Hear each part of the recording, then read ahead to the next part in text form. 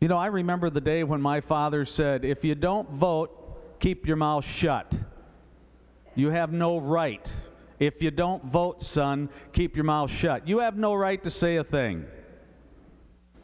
Well, I contend, members, the governor and the minority party should be quiet because they haven't participated one bit in this process, and that's upsetting to me.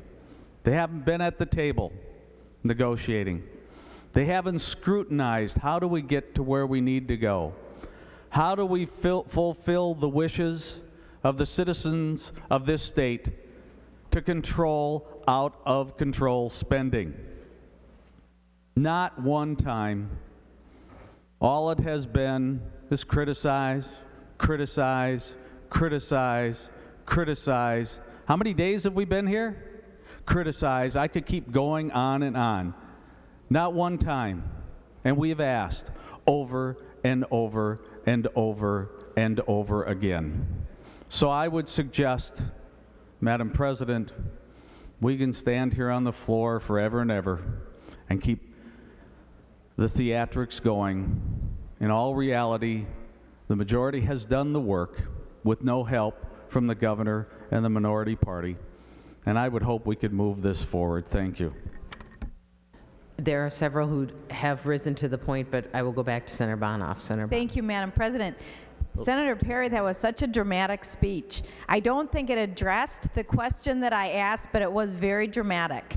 So I don't know where you got from my question to the minority party is criticizing and criticizing and criticizing and the governor, and because I was not doing any of that, nor wasn't even thinking that. With regard to the question, there has been a tremendous amount of confusion with regard to this 15% by 2015, because every individual agency bill or conference report has carried an individual cut, and then we have asked repeatedly how it relates to this particular provision, and from what I've been able to glean, I don't think people actually know. So it was a sincere question, wasn't rhetorical, wasn't even meant to be critical, more to point to that these are serious things. If you have a 5% cut to the Department of Education, I would say we could absorb that and not lessen the quality of the services we provide, although it would be quite difficult given the cuts over the last 10 years. If you have a 20% cut, especially since so much of that department is federal employees, and so the 40% that are state, if you had to take an additional 20% cut of that, it would dramatically change the quality of what that department would provide. So I think it's a fair question, and I think as legislators, it's one that ought to be asked because we have the responsibility to uphold the quality of the services that we deliver. So it was a technical question and one that needed answer. With regard to originally what I stood up to talk about, I'm going to go back to that, although there was so much good in your speech, you know, that I could go on for hours. Perhaps still before, no, I'm not going to yield the floor. No, I'm going to talk for a while, just like you, Senator Parry. I don't know how long I'll talk. Maybe not as long as Senator Pappas the other day, but once I get going, you know, I can really talk. So we'll see how it goes. So with regard to the comment you made about the governor, I don't actually see it that way. I don't see it that way that the governor has not participated in this conversation. It seems to me, I've been very clear from the beginning what the governor's message has been. The governor ran on a promise that we are going to increase our investment in things that matter to Minnesotans, like education, and even though we're in a tremendous budget crisis, we are not going to solve our problems on the backs of those who are most vulnerable. And so he said in order to do that, he was going to raise revenue, and then the governor had a plan for how he was going to do that. The majority party established their budget, and they said, we're going to be at this amount, and then they proceeded to put all these bills together.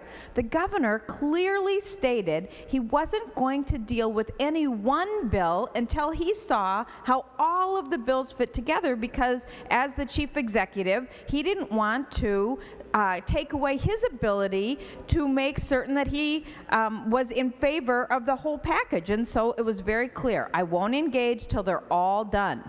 As soon as they were all done, it looked to me like the governor engaged.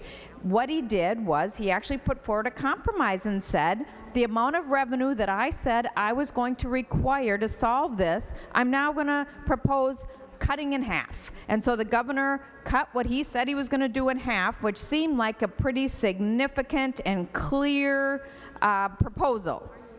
Then he said, okay, majority party, where are you on this? The majority party put forward all their bills, which added up to not moving a little bit. And so I think the governor stepped back and said, well, I've made my offer. I'm still waiting for a good faith compromise. So that's my perception of the governor. Now, with regard to the accusation about the minority party, I take offense to that personally, because I have been extremely engaged in this process. Even though I wasn't appointed to the Education Conference Committee, I went to every single meeting that I could. I stayed late until the night participating, which I greatly appreciated, by the way, the Education Committee conferees for including me generously in their conversations. And so I think to have and I've watched many of my colleagues take similar action with regard to their budget areas. I know each person in this chamber takes quite seriously their responsibility to serve their own constituents and the constituents all across the state. So I think it's important as we go through these final days that we be respectful of one another, that we not make slanderous comments like the minority party is just critical, and not engaged, and the majority party is doing everything. I don't think that that is the respectful tone that we ought to have with each other.